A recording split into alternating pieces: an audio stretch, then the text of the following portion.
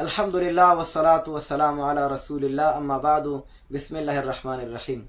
عزتمندو یو نقطو باندې به تاسو ته خبره وکم. اوله خبره دا ده چې په دنیا کې څه روان دي، دویمه خبره دا ده چې دا ولې روان دي، او دریمه خبره دا ده چې اوس موږ ته کول څه پکار دي. نو اوله خبره دا وه چې په دنیا کې څه روان دي. هغه تاسو ته معلومه ده چې امریکا او اسرائیل په ګډه په ایران باندې حمله وکړه، او دا یهودي پلانونه و، دا د جعلي پلانو چې ایران حکومت ختمول غوښته. پاکستان طاغوتي نظام د افغانستان په خلاف باندې راپاسو چې دلته ته بمونه وروه او افغانستان سره جګړه شروع کړه، او د عربو تباهي او بربادي خو ډېر پخوانه شروع وه. دنیا پرستی، فحاشي، عیاشي عربو شروع کړه. نو دا حالات دا چې په عموم کې په مسلمانانو باندې راغی، دا حالات ولې په مسلمانانو مسلط شو؟ اوس سببونه څه دي؟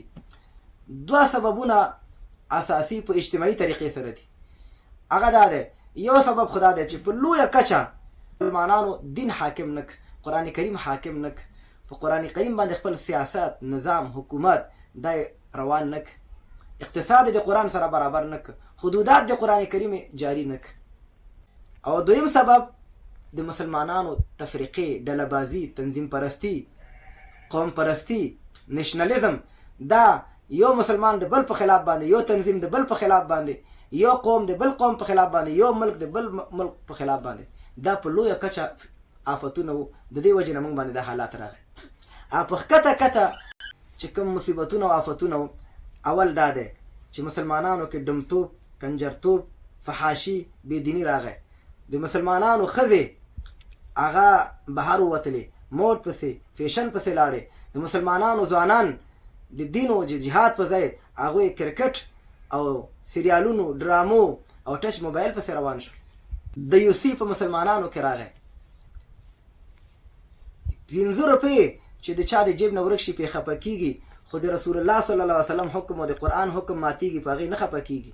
د چا په کور کې چې پیاله ماته شي په هغې خفه کېږو، خو د الله سلګونه حکم زمونږ په کور کې ماتېږي او زمونږ د خپل لاندې کېږي، په هغې خفه کېږو نه.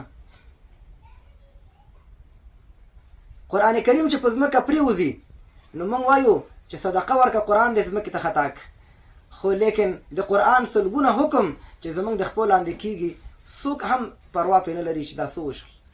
اوس علاج څه شی دی عزتمندو؟ علاج دا دی که چېرته موږ سره ایمان نه وي، ایمان حاصل نه کړو، راتلونکي آفتونو مصیبتونو ته به موږ ټینګ نه شو. دویم علاج دا دی چې قرآن د الله د کتاب سره مضبوط تعلق، تلاوتن او دارنګې د هغې تفسیر، د هغې معنا، په هغې عمل کول، دا علاج دی. دریم علاج دا دی چې موږ د جهاد سره وابسته شو، د جهاد عقیده، د جهاد نظریه، جهاد د کامیابۍ شی ګڼل. که چېرته موږ دا ونه کړو، د جهاد والا او د مجاهدینو سره یو ځای نه شو، جهادي عقیده او فکر او نظر پیدا نه کړو، نو خلاصه بیا نشته. او آخري خبره دا ده عزتمندو چې که چېرته صبر موږ په ځان کې پیدا نه کړو، د صبر تربیه ونه کړو، د ولږې او د تندې د مصیبتونو په ځان باندې تېرولو، ځکه راتلونکې داسې زمانه راځي چې ولږه تنده په مسلمانانو راځي، اقتصادي پابندیانې به راځي، جنګونه به راځي. که صبر په چا کې نه وي، په مصیبتونو صبر کول، برداشت کول، که دا څوک ونه لري، راتلونکي کې دا انسان خویږي.